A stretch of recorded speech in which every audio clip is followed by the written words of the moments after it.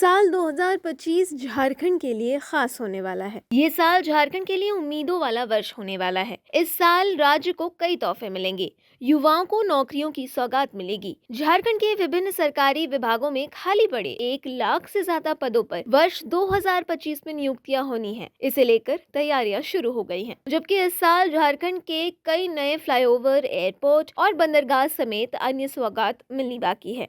सबसे पहले बात युवाओं की। राज्य में झारखंड लोक सेवा आयोग और झारखंड राज्य कर्मचारी चयन आयोग की ओर से आयोजित प्रतियोगिता परीक्षाओं के आधार पर 1 लाख से ज्यादा नियुक्तियां होंगी। इसके तहत राज्य में 60,000 पदों पर शिक्षकों, 15,000 पदों पर प्रधानाध्यापकों, विभिन्न कार्यालयों में 2500 पदों पर लिपिकों और विभिन्न थानों में 10,000 पुलिस कर्मियों की नियुक्ति की जाएगी। इसके अलावा 10,000 पदों पर भाषा शिक्षकों की नियुक्ति भी की जाएगी। साहिबगंज में गंगा नदी के किनारे एक नया मल्टी मॉडल टर्मिनल बनकर तैयार है। ये वाराणसी के बाद देश का दूसरा ऐसा टर्मिनल होगा। इस टर्मिनल का संचालन मार्च 2025 से शुरू हो जाएगा। प्रधानमंत्री नरेंद्र मोदी ने 2019 में इस परियोजना की नींव रखी थी। इस परियोजना में 6,500 करोड़ रुपए का निवेश किया गया है। इस टर्मिनल से सालाना 30 लाख टन माल की ढुलाई हो सकेगी। ये टर्मिनल भारत और नेपाल के बीच व्यापार को बढ़ावा देगा, साथ ही झारखंड और बिहार के औद्योगिकरण को भी गति देगा। इसके अलावा कोडरमा में एक नया मेडिकल कॉलेज भी बन रहा है। इसका निर्माण 2025 तक पूरा हो जाएगा। प्रधानमंत्री नरेंद्र मोदी ने 2018 में इस परियोजना की नींव रखी थी। इस पर 352 करोड़ रुपए खर्च होंगे। लगभग 70 एकड़ में फैले इस कॉलेज में 100 MBBS सीटें होंगी। इससे राज्य में डॉक्टरों की कमी दूर करने में मदद मिलेगी।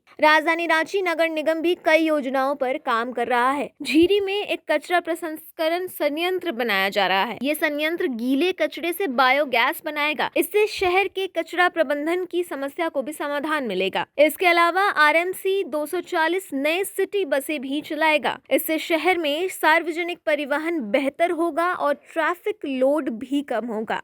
वहीं जमशेदपुर के जुगसलाई में एक नया फुट ओवर ब्रिज भी बन रहा है। इस पर 2 करोड़ रुपए की लागत आएगी।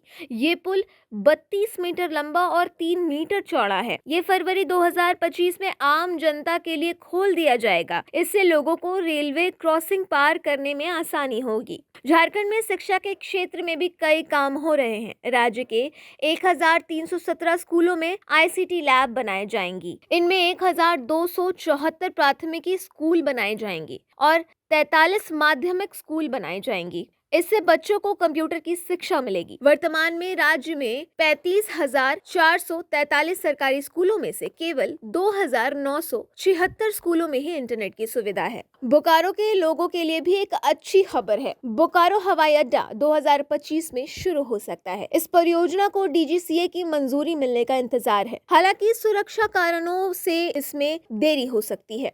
सतनपुर पहाड़ी और बोकारो स्टील प्लांट की चिमनी पर बाधा रोशनी लगाने पर काम पूरा होना बाकी है।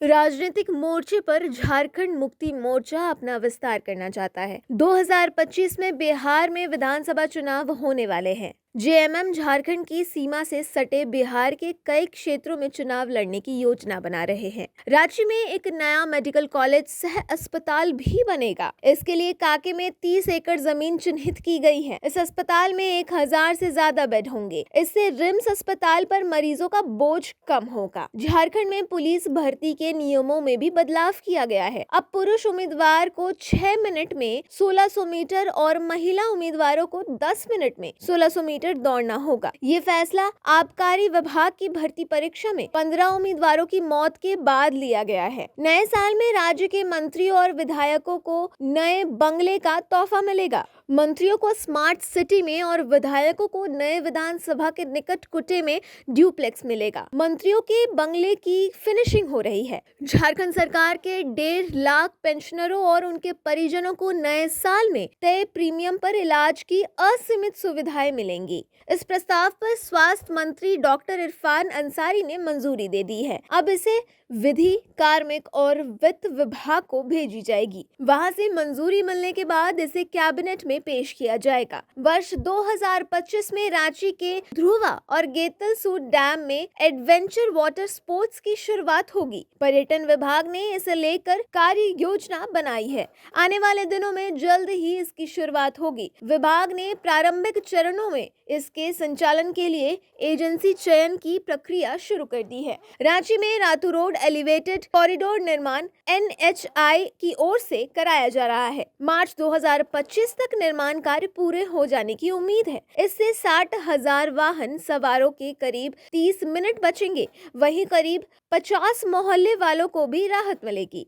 इसके अलावा सिरमटोली में कौन एलिवेटेड कॉरिडोर का करीब 91% काम पूरा हो गया है। 333 करोड़ की लागत से बन रहे 2.34 किलोमीटर लंबे फ्लाईओवर का काम फरवरी 2025 में पूरा होगा।